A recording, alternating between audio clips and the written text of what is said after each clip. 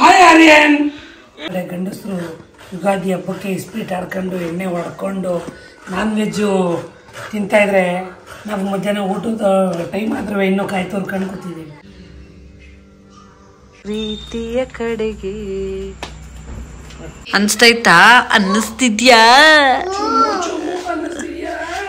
ಅನ್ಸ್ತಾ ಇರತ್ತೆ ಇವ್ನಿಗೆ ಅದು ತಿನ್ಬೇಕು ಇದು ಅನ್ನಿಸ್ತಿದೆ ಅಂತಾನೆ. ಹಾಯ್ ಎಲ್ರಿಗೂ ನಮಸ್ಕಾರ, welcome back to my channel. ನಾನು ನಿಮ್ಮ ರಮ್ಯ ನವೀನ್.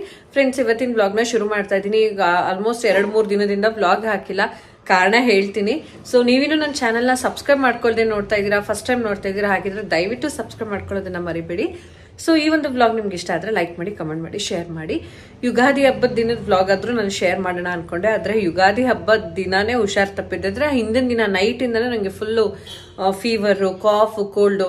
ನೋಡಿ ಸಮ್ಮರ್ ಇದೆ, ಈ ಟೈಮಲ್ಲೂ ಕೋಲ್ಡು ಕಾಫು ಆಗುತ್ತೆ. ಮೇ ಬಿ ನನ್ನ ಮಕ್ಳಿಗೂ ಅದು ಜೀನ್ಸ್ ಅಂತಾರಲ್ಲ ನನ್ನಿಂದನೇ ಅಂತ ಅನ್ಸುತ್ತೆ. ನವೀನ್ ಯಾವಾಗಲೂ ಹೇಳ್ತಾ ಇರ್ತಾರೆ, ನೀನು ನಿನ್ನ ಮಕ್ಕಳು ಒಂದೇ ಥರ, ಬೇಸಿಗೆಲ್ಲೂ ನಿಮಗೆ ಕೆಮ್ಮಾಗುತ್ತೆ, ನೆಗಡಿ ಆಗುತ್ತೆ ಅಂತ. ಐಸ್ ಕ್ರೀಮ್ ತಿನ್ನೋ ಹಾಗಿಲ್ಲ ಈ ಟೈಮಲ್ಲಿ. ನಾನು ಆ ಥರವಂಗೆ ಕೊಡಲ್ಲ ಐಸ್ ಕ್ರೀಮ್ನ, ಯಾಕಂದರೆ ಅವನಿಗೂ ಕೋಲ್ಡ್ ಕಾಫ್ ಆಗಿಬಿಡುತ್ತೆ. ನನಗೂ ಅಷ್ಟೇ. ನಾನು ಏನು ಅಂದರೆ ಫ್ರೂಟ್ಸ್ ಸ್ವಲ್ಪ ಜಾಸ್ತಿ ತಗೊಂಡಿದ್ದೆ. ಅಂದರೆ ಇವಾಗ ತುಂಬ ಬಿಸಿಲಿದೆ ಯಪ್ಪ, ಎಷ್ಟು ಮಟ್ಟಿಗೆ ಅಂತ ಅಂದರೆ ಹೊರಗಡೆ ಕೆಲಸ ಮಾಡೋರಂತೂ ಯಾವ ಥರ ಮಾಡ್ತಿದ್ದಾರೋ ನನಗಂತೂ ಗೊತ್ತಿಲ್ಲ. ಕೆಲವು ಸಲ ನಾನೇ ಕುತ್ಕೊಂಡು ಯೋಚನೆ ಮಾಡ್ತೀನಿ, ಈ ಗಾರೆ ಕೆಲಸ ಮಾಡೋರು ಇರ್ಬೋದು, ಮತ್ತೆ ಹೊಲದಲ್ಲಿ ಕೆಲಸ ಮಾಡೋರು ಇರ್ಬೋದು, ಅಂದ್ರೆ ಈ ಫೀಲ್ಡ್ ವರ್ಕ್ ಮಾಡೋ ಅಂಥವ್ರು ಯಾವ ತರ ಕೆಲಸ ಮಾಡ್ತಾರಪ್ಪ ಇಷ್ಟು ಬಿಸಿಲಿರ್ಬೇಕಾದ್ರೆ. ನಾವು ಮನೇಲಿ ಇರೋರಿಗೆ ಆಗ್ತಿರಲ್ಲ, ಇನ್ನು ಮಗು ಇಟ್ಕೊಂಡು ಫ್ಯಾನ್ ಯೂಸ್ ಮಾಡೋದಕ್ಕಾಗಲ್ಲ. ಹಾಗಾಗಿ ಈ ಶೆಕೆನ ತಡೆಯೋದಕ್ಕಾಗದೆ ಫ್ರೂಟ್ಸ್ ಲೈಕ್ ಗ್ರೇಪ್ಸ್ ತಗೊಬರ್ತಾ ಇರ್ತಾರೆ, ಗ್ರೇಪ್ಸ್, ವಾಟರ್ ಮೆಲನ್, ಅದು ಇದು ಅಂತ ಅಂದ್ಬಿಟ್ಟು ಸ್ವಲ್ಪ ತಿಂದಿದ್ದೇ ಆಯ್ತು. ನನಗೆ ಕೋಲ್ಡ್ ಆಗ್ಬಿಡ್ತು, ಕಾಫ್ ಕೂಡ ಆಯ್ತು, ಜೊತೆಗೆ ಫೀವರ್ ಕೂಡ ಬಂತು. ಆರ್ಯನ್ಗೂ ಸ್ವಲ್ಪ ಕಾಫ್ ಆಗ್ಬಿಡ್ತು. ನೆನ್ನೆ ಅದೇ ವಿಷಯವಾಗಿ ಅವನಿಗೂ ಕೂಡ ಹಾಸ್ಪಿಟಲ್ ಕರ್ಕೊಂಡೋಗಿದೆ. ನಮಗೇನಾದ್ರೂ ಸ್ವಲ್ಪ ಹೇಗೋ ಅಂದ್ರೆ ಯಾವ ತರ ಅಂದ್ರೆ ನಮ್ಮ ಮನೇಲಿ ನಾನು ನವೀನ್ ಹುಷಾರ್ ತಪ್ಪಿದ್ರೆ ಅವ್ರು ಒಂದ್ ಸ್ವಲ್ಪ ಅವ್ರಿಗೆ ಹುಷಾರಿಲ್ಲ ಅಂದ್ರೆ ಮೂಲೆ ಮಲ್ಕೊಬಿಡ್ತಾರೆ, ಅವ್ರು ಎದ್ದೇಳಲ್ಲ. ನಮ್ಮ ಅಮ್ಮನೂ ಹಾಗೆ. ಬಟ್ ನಾನು ಹಂಗಲ್ಲ, ಅದೇನೋ ನಡ್ಕೊಂಡು ಈಗೇನು ಅಂತಂದ್ರೆ ಈಗ ಹಾಸ್ಪಿಟಲ್ ಕೂಡ ನಾನು ರೆಗ್ಯುಲರ್ ಆಗಿ ಗಾಯತ್ರಿಪುರಮಲ್ಲಿ ಡಾಕ್ಟರ್ ವೆಂಕಟೇಶ್ ಬಾಬು ಅಂತ ಅನ್ಬಿಟ್ಟು ಶ್ರೀನಿವಾಸ್ ಕ್ಲಿನಿಕ್ ಅಲ್ವಾ ನವೀನ್? ಅಲ್ಲೇ ನಾನು ರೆಗ್ಯುಲರ್ ಪಾಲಿಕ್ಲಿನಿಕ್ ಅನ್ಬಿಟ್ಟು ಅಲ್ಲೇ ರೆಗ್ಯುಲರ್ ಕ್ಲಿನಿಕ್, ಅಲ್ಲೇ ರೆಗ್ಯುಲರ್ ಆಗಿ ತೋರ್ಸೋದು ನಾನು. ಅಲ್ಲಿ ತೋರ್ಸಿದ್ರೇನೆ, ಯಾವುದೇ ಡಾಕ್ಟರ್ ಹತ್ರ ತೋರ್ಸಿದ್ರು ಫೀವರ್ ಅಂತ ಬಂದಾಗ ಅಲ್ಲೋಗಿ ತೋರ್ಸಿದ್ರೇನೆ ನಾನು ಕ್ಯೂರ್ ಆಗೋದು. ಇನ್ನು 2-3 ದಿನ ಈಗ ಕಂಟಿನ್ಯೂಸ್ ಆಗಿ ಹಬ್ಬ ಇದ್ದಿದ್ರಿಂದ ತೋರ್ಸಕ್ ಆಗ್ಲೇ ಇಲ್ಲ. ಬರೀ ಟ್ಯಾಬ್ಲೆಟ್ಸ್ ತಗೊಂಡು ಏನು ಮಾಡಕ್ ವ್ಲಾಗ್ ಮಾಡ್ಬೇಕು. ಪ್ರತಿ ವರ್ಷ ಯುಗಾದಿಲಿ ಹೊಸ ಸ್ಯಾರಿ ಹಾಕೊಂಡು ಅದು ಎಲ್ಲೆಲ್ಲೂ ಹಬ್ಬ ಬಂತು, ಯುಗಾದಿ ಹಬ್ಬ ಸಾಂಗ್ಗೆ ರೀಲ್ಸ್ ಮಾಡ್ಲಿಲ್ಲ ಅಂದ್ರೆ ಹಬ್ಬನೇ ಕಂಪ್ಲೀಟ್ ಆಗ್ತಿರ್ಲಿಲ್ಲ. ಬಟ್ ಈ ವರ್ಷ ಆಕ್ಚುಲಿ ಸ್ಯಾರಿ ವೇರ್ ಮಾಡೋಣ ಅಂತ ತೆಗ್ದೋಳು ಹಾಕೊಳ್ಳೋದಿಕ್ಕಾಗ್ಲಿಲ್ಲ, ಅಷ್ಟು ಸುಸ್ತಿರುತ್ತಲ್ಲ, ಆಗ್ಲೇ ಇಲ್ಲ. ಇನ್ನು ಆರ್ಯಂದು ಫೋಟೋಶೂಟ್ ಮಾಡಿಲ್ವಾ 3 ಮಂತ್ಸ್ದು ಅಂತ ಸುಮಾರು ಜನ ಕೇಳ್ತಾ ಇದ್ರಿ. ಆಕ್ಚುಲಿ ಅವತ್ತು ಪ್ಲಾನ್ ಮಾಡಿದ್ದೆ ನಾನು, ಯುಗಾದಿ ಹಬ್ಬದ ದಿನ ಫೋಟೋಶೂಟ್ ಮಾಡ್ಬೇಕು ಅಂತ. ಇರೋದ್ರಲ್ಲೇ ಸಿಂಪಲ್ ಆಗಿ ಮಾಡೋಣ ಅಂತ ಅನ್ಕೊಂಡು ಅವ್ನಿಗೆ ಡ್ರೆಸ್ ಎಲ್ಲ ಮುಂಚೆನೆ ಆನ್ಲೈನ್ ಅಲ್ಲಿ ಅಮೆಝಾನ್ ಅಲ್ಲಿ ಬುಕ್ ಮಾಡಿ ತರಿಸಿದ್ದೆ. ಅವತ್ತು ನಂಗೆ ಸಿಕ್ಕಾಪಟ್ಟೆ ಕಷ್ಟ ಆಗ್ತಾಯಿತ್ತು, ಎನರ್ಜಿನೇ ಎಲ್ಲ ಸುಸ್ತಾಗ್ತಾಯಿತ್ತು. ಬಟ್ ಫೋಟೋ ಆಯ್ತು, ಅನಿಮಲ್ಸ್ ಬುಕ್ ಮಾಡಿದ್ದೀನಿ ಅಥರ್ವಂಗೆ. ಆರ್ಯನ್ಗೆ ಬೇಡ ಆಯ್ತಾ, ಆರ್ಯನ್ ಬೇಡ, ಅವ್ನು ಇನ್ನೂ ಚಿಕ್ಕ ಮಗ ಅಲ್ವಾ ಅಂತಾನೆ. ಸೊ ಒಂದು ಫೋಟೋಶೂಟ್ ಕೂಡ ಮಾಡಿದ್ವಿ, ಅದನ್ನ ನಾನು ಇನ್ಸ್ಟಾದಲ್ಲೂ ಪೋಸ್ಟ್ ಮಾಡಿದ್ದೀನಿ. ಒಂದಷ್ಟು ಕ್ಲಿಪ್ಪಿಂಗ್ಸ್ನ ಆ್ಯಡ್ ಮಾಡ್ತೀನಿ. ಹಬ್ಬದ ದಿನ ಒಂದು ವ್ಲಾಗ್ ಶುರು ಮಾಡೋಣ ಅಂತ ಮಾಡಿದೆ, ಬಟ್ ಕಂಟಿನ್ಯೂ ಮಾಡ್ಲಿಕ್ಕೆ ಆಗಲಿಲ್ಲ ನನಗೆ, ಅವತ್ತು ಹುಷಾರಿಲ್ದ್ರಿಂದ. ಅದೊಂದು 2 ಕ್ಲಿಪ್ಪಿಂಗ್ಸ್ ಇದೆ, ಅದನ್ನು ನಾನು ಆ್ಯಡ್ ಮಾಡ್ತೀನಿ. ಮತ್ತು ಅವತ್ತು ಏನಾಗ್ಬಿಡ್ತು ಅಂತಂದರೆ, ಯೂಶಲಿ ನಾನು ಈ ದೃಷ್ಟಿ ಅದೆಲ್ಲ ಅಷ್ಟೊಂದು ನಂಬಲ್ಲ ಆಯಿತಾ.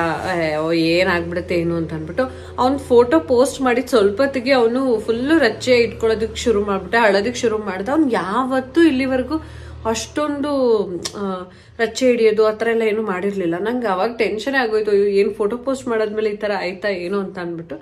ಗೊತ್ತಿಲ್ಲ ಅದಕ್ಕೆ ಅಂತಾನೆ, ಬಟ್ ಅವತ್ತು ಟೆನ್ಷನ್ ಆಗಿದ್ದು ನಿಜ.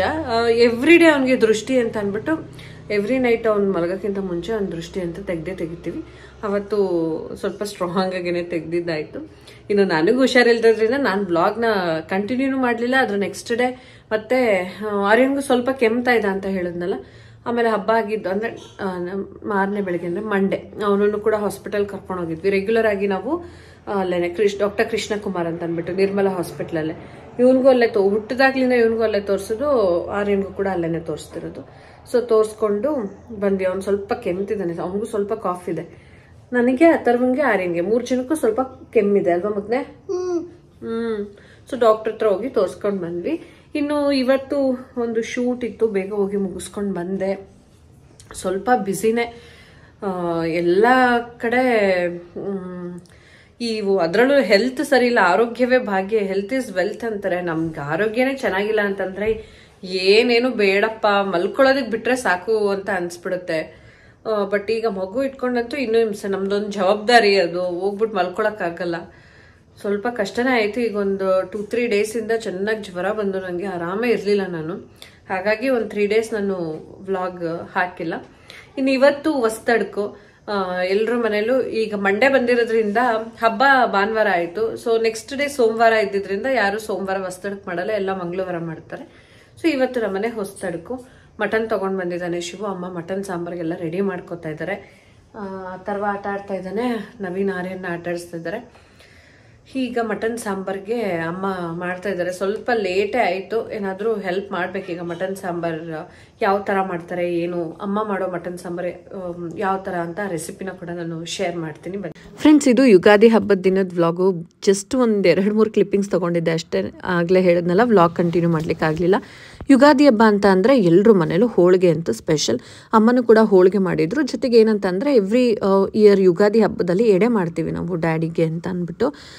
ಸೊ ಅದಕ್ಕೆ ಎಲ್ಲ ರೆಡಿ ಮಾಡ್ಕೊಂಡಿದ್ರು. ಈಗಂತೂ ಏನೇ ಮಾಡಿದ್ರು ಅದ್ರ ಉಪ್ಪು ರುಚಿ ಎಲ್ಲ ಏನೂ ನೋಡೋ ಹಾಗಿಲ್ಲ, ಎಡೆ ಮಾಡಬೇಕು ಅಂತ. ಮಾವಿನಕಾಯಿ ಚಿತ್ರಾನ್ನ ಮತ್ತು ಮೆಣಸಿನ್ಕಾಯಿ ಬಜ್ಜಿ ಮಾಡೋಣ, ಜೊತೆಗೆ ಮಾಮೂಲಿ ಕೋಸಂಬರಿ ಮತ್ತು ಏನು ಹೋಳಿಗೆ, ಇದಿಷ್ಟು ಮಾಡೋಣ ಅಂತ ಅಂದ್ಕೊಂಡಿದ್ದು.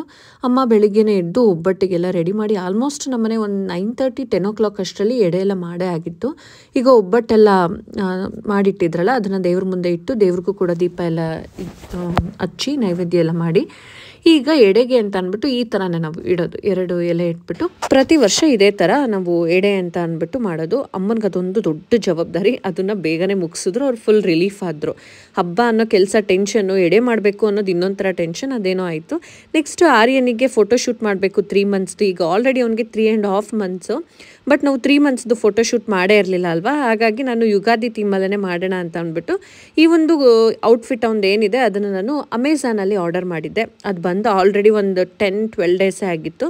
ಜೊತೆಗೆ ಸಿಂಪಲಾಗಿ, ನನಗೆ ಯಾವುದನ್ನೇ ಆದರೂ ತುಂಬ ಓವರಾಗಿ ಮಾಡೋದಕ್ಕೆ ಇಷ್ಟ ಆಗಲ್ಲ, ನನಗೆ ಸಿಂಪಲಾಗಿ ಮಾಡಬೇಕು ಅಂತ ಇತ್ತು. ಹಾಗಾಗಿ ನಾನು ಒಂದು ಸಿಂಪಲ್ ತೋರಣ ಆಲ್ರೆಡಿ ರೆಡಿ ಇತ್ತು. ನಾವು ಮಾವಿನೆಲ್ಲೆಲ್ಲ ಏನು ಮಾಡ್ಕೊಳ್ಳೋ ನೆಸಿಟಿ ಇರಲಿಲ್ಲ. ಇದೊಂದಿತ್ತು ತೋರಣ, ಅದನ್ನು ಇಟ್ಬಿಟ್ಟು 3 ಅಂತ ಎಲೆಯಲ್ಲಿ ಬರೆದ್ಬಿಟ್ಟು ಜೊತೆಗೆ ಬೇವು ಬೆಲ್ಲ ಮಾವಿನಕಾಯಿ, ಅದಕ್ಕೋಸ್ಕರ ಅಂತಲೇ ಅವತ್ತು ಮಾರ್ಕೆಟಿಗೆ ಹೋದಾಗ ತೊಗೊಂಡು ಬಂದಿದ್ದೆ. ಅದನ್ನಿಟ್ಟು ಒಂದು ಪ್ಲೇಟಲ್ಲಿ ಅದನ್ನು ಅರ್ಶಿನ ಕುಂಕುಮ ಎಲ್ಲ ಇಟ್ಟು ಈ ಒಂದು ಥೀಮಲ್ಲಿ ಒಂದು ಫೋಟೋಶೂಟ್ ಮಾಡೋಣ ಅಂತ ಅಂದ್ಬಿಟ್ಟು ಅವತ್ತಂತೂ ನಂದೇ ದೃಷ್ಟಿ ಆಗ್ಬಿಡ್ತೇನೋ ನನ್ನ ಮಗನಿಗೆ ಅಂತ ಅನ್ನಿಸ್ತಾ ಇತ್ತು. ಅವನೊಂಥರ ಗುಂಡ್ಗುಂಡಕ್ಕೆ ಚೆನ್ನಾಗಿ ಕಾಣ್ತಾ ಇದ್ದ. ಸೊ ಆ ದೃಷ್ಟಿಯಿಂದನೇ ಅವನು ಅಳ್ತಾ ಇದ್ದ ಅಂತ ಕೂಡ ಅನ್ನಿಸ್ತು ನನಗೆಲ್ಲೋ ಒಂದು ಕಡೆ. ಅಯ್ಯೋ ಇದೇ ನವೀನ್ ಹಿಂಗೈತೆ, ಮೊನ್ನೆ ಕಟ್ ಮಾಡಿ ಚೆನ್ನಾಗಿತ್ತಲ್ವಾ? ಅಯ್ಯೋ ಆ ಕಲರ್ ನೋಡಿದ್ರೇನೆ ಅದು ಹಣ್ಣು ಚೆನ್ನಾಗಿಲ್ಲ ಅಂತ ಹೇಳ್ಬೋದು. ಅದು ಇನ್ನೇನು ಕಟ್ ಮಾಡ್ತೀಯಾ? ತಿನ್ನಕ್ಕೇನು ಚೆನ್ನಾಗಿರಲ್ಲ ಅನ್ಕತ್ತೆ. ಕಟ್ಕೊಂಡು ಹೋಗು ನೀನು. ಅದು ಹೇಳ್ಬಿಡುತ್ತೆ ಹಣ್ಣು ಚೆನ್ನಾಗೈತಾ ಇಲ್ವಾ ಅಂತ ಅಂದ್ಬಿಟ್ಟು. ಆದಷ್ಟು ಸ್ವೀಟ್ ಕಮ್ಮಿ ಇದ್ದಷ್ಟು ಒಳ್ಳೇದ್ರಮ್ಮೆ. ಸ್ವೀಟ್ ಅಲ್ಲ, ಕಲರೇ ಹೇಳಂಗೈತಲ್ಲ, ಅದು ಚೆನ್ನಾಗಿಲ್ಲ ಅಂತ ಅನ್ನಿಸ್ತೈತೆ. ಚೆನ್ನಾಗಿರಲ್ಲ ಅನ್ಕೋತೀನಿ ನಾನು. ಅದು ಮೋಸ ಹೋಗಿದೀಯ ನೀನು. ನೋಡಿ ಫ್ರೆಂಡ್ಸ್, ನವೀನ್ ಮೋಸ ಹೋಗಿದ್ದಾರೆ. ಯಾವ ವಿಷಯದಲ್ಲಿ ಅಂದರೆ ಕಲ್ಲಂಗಡಿ ಅಂತಾರೋ ವಿಷಯದಲ್ಲಿ. ಅದೇನೋ ಇದು ಹಾಕಿಸ್ಕೊಬತ್ತಾರಲ್ಲ, ಏನಂತಾರೆ, ಉಣ್ಗಾಯಿ. ಅದು ಹಾಕಿಸ್ಕೊ ಬರ್ಬೇಕು ತಾನೆ. ಒಳಗಡೆ ಕೆಂಪು ಕಾಣ್ತಾ ಇದ್ರೆ ತಗೊಬರೋದ್ ಬಿಟ್ಟು ವಾಟರ್ ಮೆಲನ್. ಇನ್ನು ಅಂದರೆ ಇಮಿಡಿಯೇಟಾಗಿ ಕಟ್ ಮಾಡೋದಿದ್ರೆ ಆ ಥರ ಮಾಡಿಸ್ಕೊಬರ್ಬೇಕು ಅಂತ. ಇವನೊಬ್ಬ, ಇವನ್ಗೆ ಅನ್ಸುತ್ತೆ, ಇವನ್ಗೆ ಅನ್ನಿಸ್ತಾನೆ ಇರುತ್ತೆ ಅವಾಗ. ಏನ್ ಅನ್ನಿಸ್ತೈತ್ ನಿಂಗೆ? ಅನ್ಸ್ತೈತಾ? ಅನ್ನಿಸ್ತಿದ್ಯಾ? ಅನ್ಸ್ತಾ ಇರತ್ತೆ ಇವನ್ಗೆ, ಅದು ತಿನ್ಬೇಕು, ಇದು ಅನ್ನಿಸ್ತಿದೆ ಅಂತಾನೆ. ಡ್ಯಾನ್ಸ್ ಬೇರೆ. ಫ್ರೆಂಡ್ಸ್, ಇಲ್ಲಿ ನೋಡಿ ನನ್ನ ಹೆಂಗಸರು ಹೊಸ್ತಾಡ್ಕಗೆ ಎಲ್ಲ ರೆಡಿ ಮಾಡ್ಕೊತಾವ್ರೆ. ನನ್ನ ಮಗ ಸಪೋರ್ಟ್ ಮಾಡ್ತಾವನೆ. ಅಲ್ಲ ತಿನ್ನೋದು ಇಷ್ಟು ಅಷ್ಟಕ್ಕಿಷ್ಟು ಅಷ್ಟಲ್ಲ, ನೀನ್ ಮಟನೇ ತಿನ್ನಲ್ಲ ಆಕ್ಚುಲಿ. ಮಟನ್ ಇಷ್ಟ ಇಲ್ಲ. ಮಟನ್ ಇಷ್ಟ ಇಲ್ಲ ಆಕ್ಚುಲಿ ನನ್ಗೆ. ಆದ್ರೆ ತುಂಬಾ ಚೆನ್ನಾಗಿ ಬಾಯ್ಲ್ಡ್ ಆಗಿದ್ರೆ ಚಿಕನ್ ಇಷ್ಟ. ಚಿಕನ್ ಇಷ್ಟ. ನನ್ನ ಹೆಂಡತಿಗೆ ಆಕ್ಚುಲಿ ಚಿಕನ್ ಜಾಸ್ತಿ ಇಷ್ಟ. ಚಿಕನ್ ಮಟನ್ ಏನ್ ಇಷ್ಟಪಡ್ತೀನಲ್ಲ.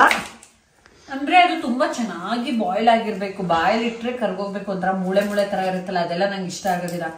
ಸ್ವಲ್ಪ ಚೆನ್ನಾಗಿ ಬಾಯ್ಲ್ ಆಗಿದ್ರೆ ಅದು ಇಷ್ಟ ಆಗುತ್ತೆ. ಅದು ಬಾಣಂತನದಲ್ಲಿ ಸ್ವಲ್ಪ ಅಭ್ಯಾಸ ಆಗಿದ್ದೀನಿ, ಆದ್ರೂ ನಾನು ಫೋರ್ಸ್ಫುಲಿ ಚಿಕನ್ ತಿನ್ನೋದೇ ನಾನು ಮದ್ವೆ ಆದಾಗ ಕಲ್ತಿರೋದು. ನಾನ್ ವೆಜ್ ಹೇಳಿದ್ರೆ ನಾನು ಸುಮಾರು ಸಲ ವಿಡಿಯೋದಲ್ಲಿ ಶೇರ್ ಮಾಡಿದ್ದೀನಿ. ಯಾಕೆ ಅಲ್ವಮ್ಮ, ನಮ್ಮನೆ ನಾನ್ ವೆಜ್ ಮಾಡಿದ್ರು ಅಂದ್ರೆ ಅವತ್ತು ನನಗೆ ಜಗಳ. ನೀವೆಲ್ಲ ಹಂಗ್ ತಿಂತೀರಾ ನಾನ್ ವೆಜ್ ನ ಅನ್ಕೊಂಡ್ ಬೈಕೊಂಡು ಒಂದ್ ಲೋಟ ನೀರ್ ಕುಡಿಯಕ್ಕೂ ನನ್ಗೆ ಒಂಥರ ಇರಿಟೇಷನ್. ಒಂದ್ ತಟ್ಟೆ ಕೊಡಮ್ಮ ಇದನ್ನ. ಸೊ ನೀನ್ ಲಿಂಗಾಯನ್ಸ್ ತರ ಆಗ್ಬಿಟ್ಟಿದೆ ಅನ್ಕೋ. ನಂಗೆ ಆಗ್ಬಿಟ್ಟಿದ್ದೆ. ಹಂಗಿದ್ದೋಳ್ನ ಹಿಂಗೆ ಮಾಡಿಟ್ಟವ್ರೆ ನಮಗೆ. ಈಗಂತೂ ವಾರದಲ್ಲಿ 2-3 ದಿನ ಇರ್ಲೇಬೇಕು. ಫ್ರೆಂಡ್ಸ್, ನಾನ್ ಕಂಟ್ರೋಲ್ ಆಗಿದ್ರು ನನ್ನ ಹೆಂಡತಿನೇ ಕಂಟ್ರೋಲ್ ಆಗಿರಲ್ಲ. ರೀ ಚಿಕನ್ ತಂದ್ಬಿಡ್ರಿ ಅಂತ ಫೋನ್. ಬಿರಿಯಾನಿ ಮಾಡ್ಕೊಬೋಣ ಅಂತೀನಿ.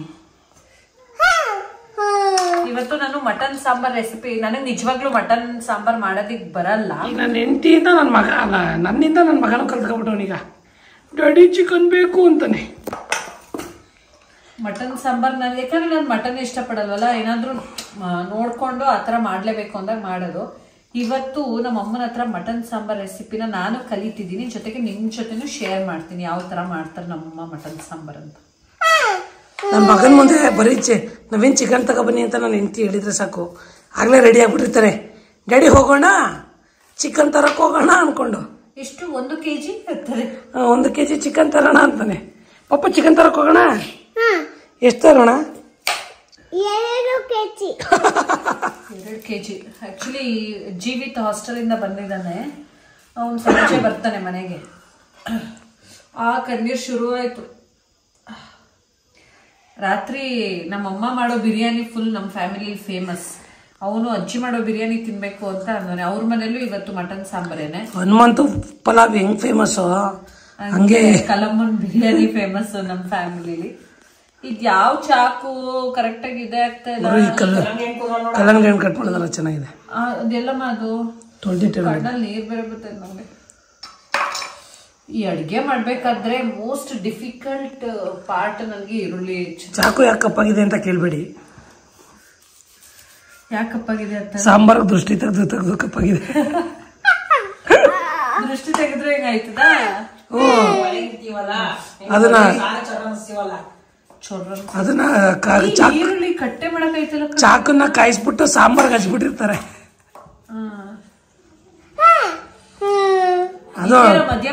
ಅದು ನಮ್ಮ ಹಳ್ಳಿ ಕಡೆ ಹಿಂಗ್ ದೃಷ್ಟಿ ತೆಗಿಯೋದು.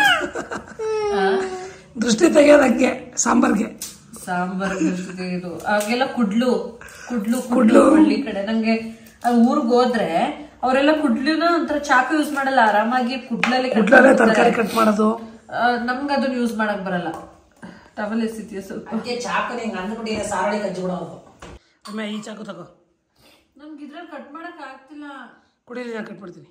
ನಿನ್ ಕಾಯಿ ತುರ್ದ್ಕೊಡು. ನಮಗೆ ಗಂಡಸರು ಯುಗಾದಿ ಹಬ್ಬಕ್ಕೆ ಇಸ್ಪೀಟ್ ಆಡ್ಕೊಂಡು ಎಣ್ಣೆ ಹೊಡ್ಕೊಂಡು ನಾನ್ ವೆಜ್ಜು ತಿಂತಾಯಿದ್ರೆ ನಾವು ಮಧ್ಯಾಹ್ನ ಊಟದ ಟೈಮ್ ಆದ್ರೆ ಇನ್ನೂ ಕಾಯಿ ತುರ್ಕೊಂಡು ಕೂತಿದ್ದೀವಿ. ಅದಕ್ಕೆ ನೀನು ಒಳ್ಳೆ ಗಂಡ ಅನ್ನೋದು ಆಯ್ತಾ. ಬೇರೆ ಗಂಡಸ್ರ ತರ ನೀನು ಕುಡ್ಕೊಂಡು ಅದೇನೋ ಕಾರ್ಡ್ಸ್ ಆಡ್ಕೊಂಡು ಕೂತಿದ್ದಿದ್ರೆ ನೀನು ನಂಗೆ ಇಷ್ಟ ಆಗ್ತಾ ಇರ್ಲಿಲ್ಲ. ಸೊ ಫ್ಯಾಮಿಲಿ ಜೊತೆ ಟೈಮ್ ಸ್ಪೆಂಡ್ ಮಾಡ್ತಿದ್ಯಾ ನವೀನ್, ಅದಕ್ಕೆ ನೀನ್ ಇಷ್ಟ ಆಗೋದು ಅಲ್ವಾ ತರ್ಮ? ನಿಜ ಕೇಳಿಸ್ಕೊಂಡ್ರ ನನ್ನ ಮಗ ನಿಜ ಅಂದ. ಸೊ ಕಾಯಿ ತುರ್ಕ್ ಕೊಡ್ತಾ ಇದ್ದಾರೆ ನವೀನ್. ಹೊಟ್ಟೆ ಹಸಿತಿದ್ಯಾ ಯಾರಿಗೆ? ನಿನ್ಗೆ.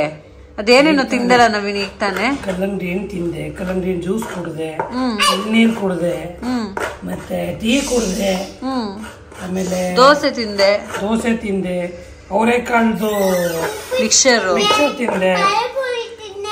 ಏಯ್ ಸುಮ್ನೆ ಇವನೊಬ್ಬ ಬಂದ್ಬಿಡ್ತಾನೆ ನಂದೇಲಿ ಇಡ್ಲಿ ಅಂತ. ನಂದು ಗೋಪಾಲ ಅಂತ ಅವನು. ನಂದೇಲಿ ಇಡ್ಲಿ ನಂದು ಗೋಪಾಲ. ಫ್ರೆಂಡ್ಸ್, ಇವತ್ತು ಮಟನ್ ಸಾಂಬಾರ್ ರೆಸಿಪಿನ ಶೇರ್ ಮಾಡ್ತಾ ಇದ್ದೀನಿ. ಇಲ್ಲಿ 2 kg ಆಗಷ್ಟು ಮಟನ್ನ ತೊಗೊಬಂದಿದ್ದಾರೆ. ಸೊ ಅದಕ್ಕೆ ಚಕ್ಕೆ ಲವಂಗ ಕ್ವಾಂಟಿಟಿನ ನೋಡ್ಕೊಳ್ಳಿ. ಇದೆಲ್ಲ ಅಮ್ಮ ಹಾಕಿರೋವಂಥದ್ದೇ. ಈರುಳ್ಳಿ ಒಂದು ದಪ್ಪ ಸೈಜ್ದು ಒಂದು 4-5 ಈರುಳ್ಳಿ ಕಟ್ ಮಾಡಿದ್ದೀನಿ. ಶುಂಠಿ ಮತ್ತು ಬೆಳ್ಳುಳ್ಳಿ ಜೊತೆಗೆ ಪುದೀನ ಸೊಪ್ಪು ಸ್ವಲ್ಪ, ಕೊತ್ತಂಬರಿ ಸೊಪ್ಪು ಒಂದು ಸ್ವಲ್ಪ. ಇದನ್ನೆಲ್ಲ ಫಸ್ಟು ಮಿಕ್ಸಿಗೆ ಹಾಕಿ ಗ್ರೈಂಡ್ ಮಾಡ್ಕೊಬೇಕು. ಒಂದು ಜಾರ್ ತೊಗೊಂಡಿದ್ದೀನಿ. ಏನಿದೆ ಈ ಚಕ್ಕೆ ಲವಂಗ ಇದೆಯಲ್ಲ, ಇದನ್ನು ಸ್ವಲ್ಪ ಪುಡಿ ಮಾಡ್ಕೊಂಡು ಹಾಕೋಬೇಕಾಗುತ್ತೆ. ಹಾಗೆ ಹಾಕೋದಕ್ಕೆ ಹೋಗ್ಬಾರ್ದು. ಆ ಮಿಕ್ಸಿ ಜಾರ್ಗೆ ಪುಡಿ ಮಾಡ್ಕೊಂಡಿರೋಂಥ ಚಕ್ಕೆ ಲವಂಗ ಮತ್ತು ಈಗ ಸ್ವಲ್ಪ ಕಟ್ ಮಾಡಿ ಇಟ್ಕೊಂಡಿರೋಂಥ ಈರುಳ್ಳಿ, ಶುಂಠಿ, ಬೆಳ್ಳುಳ್ಳಿ, ಕೊತ್ತಂಬರಿ ಸೊಪ್ಪು ಮತ್ತು ಸ್ವಲ್ಪ ಪುದೀನ ಸೊಪ್ಪು ಇದಿಷ್ಟನ್ನು ಹಾಕ್ಬಿಟ್ಟು ಗ್ರೈಂಡ್ ಮಾಡ್ಕೊಬೇಕು. ನಾನು ಎಲ್ಲನೂ ಒಟ್ಟಿಗೆ ತುಂಬಿಟ್ಟಿದ್ದೆ. ಅಮ್ಮ ಅಂದರು ಅದು ಫುಲ್ ಆಗಿಬಿಡುತ್ತೆ, ಒಂದು ಅರ್ಧ ಹಾಕ್ಬಿಟ್ಟು ಅದಕ್ಕೆ ಸ್ವಲ್ಪ ಕೊತ್ತಂಬರಿ ಸೊಪ್ಪು ಹಾಕು, ಮತ್ತು ನೆಕ್ಸ್ಟ್ ರೌಂಡ್ಗೆ ಇನ್ನು ಸ್ವಲ್ಪ ಹಾಕ್ಬಿಟ್ಟು ರುಬ್ಕೊಡುವಂತೆ ಅಂತ ಅಂದ್ಬಿಟ್ಟು ಓಕೆ ಅಂತ ನಾನು ಮತ್ತೆ ಅದನ್ನು ವಾಪಸ್ ತೆಗೆದೆ. ಈಗ ಒಂದಷ್ಟನ್ನ ಹಾಕ್ಬಿಟ್ಟು ಅದಕ್ಕೆ ಸ್ವಲ್ಪ ಕೊತ್ತಂಬರಿ ಸೊಪ್ಪು ಹಾಕ್ಬಿಟ್ಟು ಈಗ ಗ್ರೈಂಡ್ ಮಾಡ್ಕೊಬೇಕು. ಸ್ವಲ್ಪ ಅದಕ್ಕೆ ನೀರು ಮತ್ತು ಅರಿಶಿನ ಹಾಕ್ಕೊಂಡು, ಇನ್ನೊಂದು ಕಡೆ ಇಲ್ಲಿ ಕಾಯಿ ಮತ್ತು ಕಡಲೆ ಇದನ್ನು ರುಬ್ಕೋಬೇಕಾಗುತ್ತೆ. ನಿಮ್ಗೆ ಗೊತ್ತಾ, ಈ ಕಡಲೆ ಜೊತೆಗೆ ಈ ಹುರ್ಗಡ್ಲೆ ಜೊತೆಗೆ ಈ ಫ್ರೆಶ್ ಆಗಿರೋ ತೆಂಗಿನಕಾಯಿನ ಒಟ್ಟಿಗೆ ಸೇರಿಸಿ ತಿಂದರೆ ಸೂಪರಾಗಿರುತ್ತೆ. ನನಗಂತೂ ತುಂಬ ಇಷ್ಟ. ನಿಮಗೂ ಯಾರಿಗಾದ್ರೂ ಇಷ್ಟನ ಅಡುಗೆ ಮಾಡಬೇಕಾದ್ರೆ ಈ ಥರ ತಿಂತೀರಾ? ಕಮೆಂಟ್ ಮಾಡಿ ಆಯಿತಾ. ಈಗ ನೋಡಿ, ಈಗ ಮಿಕ್ಸಿ ಜಾರಿಗೆ ಒಂದು ಸ್ವಲ್ಪ ಅರಿಶಿನ ಹಾಕ್ಕೊತಾ ಇದ್ದಾರೆ. ಅದು ಮಸಾಲೆ ಚಕ್ಕೆ ಲವಂಗ, ಶುಂಠಿ, ಬೆಳ್ಳುಳ್ಳಿ, ಕೊತ್ತಂಬರಿ ಸೊಪ್ಪು, ಸ್ವಲ್ಪ ಪುದೀನ ಸೊಪ್ಪು, ಈರುಳ್ಳಿ ಜೊತೆಗೆ ಒಂಚೂರು ಅರಿಶಿನ ಹಾಕ್ಬಿಟ್ಟು ನೀರು ಹಾಕ್ಬಿಟ್ಟು ಅದನ್ನು ಆ ಮಸಾಲೆನ ಗ್ರೈಂಡ್ ಮಾಡ್ಕೊತಾರೆ. ಆ ಗ್ರೈಂಡ್ ಮಾಡಿ ಇಟ್ಕೊಂಡಾದ್ಮೇಲೆ ನೆಕ್ಸ್ಟು ಕಾಯಿ ಮತ್ತು ಕಡಲೆ ಇದೆರಡೂ ರುಬ್ಬಿಟ್ಕೊಬೇಕು. ಈ ಮಟನ್ ಸಾಂಬಾರಲ್ಲಿ ಪೇಷನ್ಸ್ ಬೇಕು ಮಾಡೋದಕ್ಕೆ. ಅಂದರೆ ಆ ಮಟನ್ ಎಲ್ಲ ಬಾಯ್ಲ್ ಮಾಡಿಕೊಂಡು ನಾನು ಇವತ್ತೇ ಅಯ್ಯೋ ಇಷ್ಟೊಂದು ಟೈಮ್ ಹಿಡಿಯುತ್ತಾ ಇದು ಮಾಡೋದಕ್ಕೆ ಅಂತ ಅನಿಸಿದ್ದು. ಈಗ ಮಸಾಲೆ ಎಲ್ಲ ರುಬ್ಬಿ ಸೈಡಲ್ಲಿ ಇಟ್ಕೊಬಿಟ್ಟಿದ್ದಾರೆ. ಮಟನ್ನ ಒಗ್ಗರಣೆಗೆ ಹಾಕ್ಕೊಂಡು ಈ ರುಬ್ಬಿಟ್ಕೊಂಡಿರೋ ಮಸಾಲೆನ ಅದಕ್ಕೆ ಸೇರಿಸ್ಕೋಬೇಕಾಗುತ್ತೆ. ಸೊ ಇದಿರಲಿ, ಇದು ರುಬ್ಬಿಟ್ಕೊಂಡಿರೋದು ಸೈಡಲ್ಲಿರಲಿ. ಈಗ ನಾನು ಕಾಯಿ ಮತ್ತು ಕಡಲೆ ರುಬ್ಕೋಬೇಕು ಅಂತ ಹೇಳಿದ್ನಲ್ಲ, ಅದಕ್ಕೆ ಒಂದೆರಡು ಸಣ್ಣದು 2 ಟೊಮ್ಯಾಟೊ ಹಾಕಿ ಕೂಡ ರುಬ್ಕೊತಾ ಇದ್ದಾರೆ. ಇಲ್ಲಿ ಒಗ್ಗರಣೆಗೆ ಹಾಕೋದಕ್ಕೆ ಅಂತ ಅಂದ್ಬಿಟ್ಟು ಒಂದು ಕುಕ್ಕರ್ ತೊಗೊಂಡು ಅದಕ್ಕೆ ಸ್ವಲ್ಪ ಎಣ್ಣೆ ಹಾಕಿ ಅದ್ರ ಜೊತೆಗೆ ಮಟನ್ ಏನಿದೆ ಆ ಮಟನನ್ನು ಹಾಕಿ ಚೆನ್ನಾಗಿ ಫ್ರೈ ಮಾಡ್ಕೊತಾ ಇರಬೇಕು. ಸೊ ಅದು ಚೆನ್ನಾಗಿ ಫ್ರೈ ಆಗ್ತಾ ಇರಲಿ. ಅಷ್ಟರಲ್ಲಿ ಈಗ ನೋಡಿ, ತೆಂಗಿನಕಾಯಿ ಮತ್ತು ಕಡಲೆ ಟೊಮ್ಯಾಟೊ ಹಾಕಿ ಗ್ರೈಂಡ್ ಮಾಡ್ಕೊಂಡಿದ್ರಲ್ಲ, ಅದು ಈಗ ರೆಡಿ ಇದೆ. ಈಗ ಆ ಒಂದು ಏನು ಎಣ್ಣೆ ಮತ್ತು ಮಟನ್ ಹಾಕಿ ಫ್ರೈ ಮಾಡ್ಕೊತಾ ಇದ್ರಲ್ಲ, ಅದಕ್ಕೆ ರುಬ್ಬಿಟ್ಕೊಂಡಿರೋಂಥ ಮಸಾಲೆ ಐಟಮ್ ಫಸ್ಟು ಚಕ್ಕೆ ಲವಂಗ ಎಲ್ಲ ರುಬ್ಬಿಟ್ಕೊಂಡಿದ್ವಲ್ಲ, ಆ ಈರುಳ್ಳಿ, ಶುಂಠಿ, ಬೆಳ್ಳುಳ್ಳಿ, ಕೊತ್ತಂಬರಿ ಸೊಪ್ಪು, ಆ ಮಸಾಲೆನ ಹಾಕ್ಬಿಟ್ಟು ಚೆನ್ನಾಗಿ ಮಟನನ್ನು ಬೇಯಿಸಬೇಕು. ಆ ಒಗ್ಗರಣೆಯಲ್ಲಿ ಚೆನ್ನಾಗಿ ಮಟನ್ ಬೇಯಿಸಬೇಕು. ಮಟನ್ ಎಷ್ಟು ಚೆನ್ನಾಗಿರುತ್ತೋ ಅಷ್ಟು ಚೆನ್ನಾಗಿರುತ್ತೆ ಸಾಂಬಾರು. ಮಸಾಲೆ ಜೊತೆ ಚೆನ್ನಾಗಿ ಅದು ಫ್ರೈ ಆದರೆ ತುಂಬ ಟೇಸ್ಟಿಯಾಗಿರುತ್ತೆ. ಇನ್ನೊಂದೇನಂತಂದರೆ, ಇದಕ್ಕೆ ನಾವು ಖಾರ ಸ್ವಲ್ಪ ಒಂದು ಮಿಕ್ಸಿ ಜಾರ್ಗೆ ಖಾರದ ಪುಡಿ ಹಾಕ್ಬಿಟ್ಟು ಸ್ವಲ್ಪ ನೀರು ಹಾಕ್ಬಿಟ್ಟು ನಾವು ಒಂದು ರೌಂಡ್ ಅದನ್ನು ಗ್ರೈಂಡ್ ಮಾಡಿಕೊಂಡು ಈ ಮಸಾಲೆ ಜೊತೆಗೆ ಆ ಖಾರನೂ ಹಾಕ್ಬಿಟ್ಟು ನಾವು ವಿಷಲ್ ಕೂಗಿಸ್ಕೋಬೇಕಾಗುತ್ತೆ. ನಾನಿಲ್ಲಿ ಕುಕ್ಕರ್ ಮುಚ್ಚಳ ಮುಚ್ಚಿ ವಿಷಲ್ ಕೂಗ್ಸೋದನ್ನೆಲ್ಲ ಆ್ಯಡ್ ಮಾಡಿಲ್ಲ. ಸೊ ಈಗ ನೀವು ನೋಡ್ತಾ ಇದ್ದೀರಲ್ಲ, ಸ್ವಲ್ಪ ಇದಕ್ಕೆ ಸಾಲ್ಟನ್ನ ಹಾಕ್ಕೊಂಡು ಅಮ್ಮ ಚೆನ್ನಾಗಿ ಬಾಯ್ಲ್ ಮಾಡ್ತಾಯಿದ್ದಾರೆ ಮಸಾಲೆ ಜೊತೆ. ಈಗ ನಾನು ಆಗಲೇ ಹೇಳ್ದಾಗೆ ಖಾರದ ಪುಡಿ ಮತ್ತು ನೀರನ್ನ ಹಾಕ್ಬಿಟ್ಟು ಒಂದು ರೌಂಡ್ ಅದನ್ನು ಗ್ರೈಂಡ್ ಮಾಡಿಕೊಂಡು ಆ ಮಸಾಲೆ ಜೊತೆ ಬೇಯ್ತಾ ಇದೆಯಲ್ಲ ಮಟನ್ನು, ಆ ಮಟನ್ಗೆ ಈಗ ಈ ಒಂದು ಖಾರನ ಸೇರಿಸ್ಬೇಕಾಗುತ್ತೆ. ಅಂದರೆ ಉಪ್ಪು ಖಾರ ಚೆನ್ನಾಗಿ ಹಿಡಿಯುತ್ತೆ ಅಂತ ಅಂದ್ಬಿಟ್ಟು ಖಾರ ಸೇರಿಸ್ಬಿಟ್ಟು ಏನು ಮಾಡಿಬಿಡ್ಬೇಕು, ಕುಕ್ಕರ್ ಮುಚ್ಚಳ ಮುಚ್ಚಿಬಿಟ್ಟು ಒಂದು 5-6 ವಿಷಲ್, ಮಟನ್ ಯಾವ ಥರ ಇರುತ್ತೆ ಅನ್ನೋದ್ರ ಮೇಲೆ ಡಿಪೆಂಡ್ ಆಗುತ್ತೆ, ಕೂಗಿಸ್ಕೊಬೇಕು. ನೆಕ್ಸ್ಟ್ ಅದು ಕೂಗಾದ್ಮೇಲೆ ವಿಷಲ್ ಬಂದಾದಮೇಲೆ ಇದಕ್ಕೆ ನೋಡಿ ರುಬ್ಬಿಟ್ಕೊಂಡಿರೋಂಥ ಕಾಯಿ ಕಡಲೆನ ಆ್ಯಡ್ ಮಾಡ್ತಿರೋವಂಥದ್ದು. ಸೊ ವಿಷಲ್ ಮುಚ್ಚೋದೆಲ್ಲ ನಾನು ಇಲ್ಲಿ ತೋರಿಸಿಲ್ಲ. ಅದು ಒಂದು 5-6 ವಿಷಲ್ ಆದಮೇಲೆ ನೆಕ್ಸ್ಟ್ ಓಪನ್ ಆದಮೇಲೆ ಈ ಒಂದು ಕಾಯಿ ರುಬ್ಬಿಟ್ಕೊಂಡಿರೋಂಥ ಕಾಯಿನ ಆ್ಯಡ್ ಮಾಡ್ತಾ ಇರೋದು.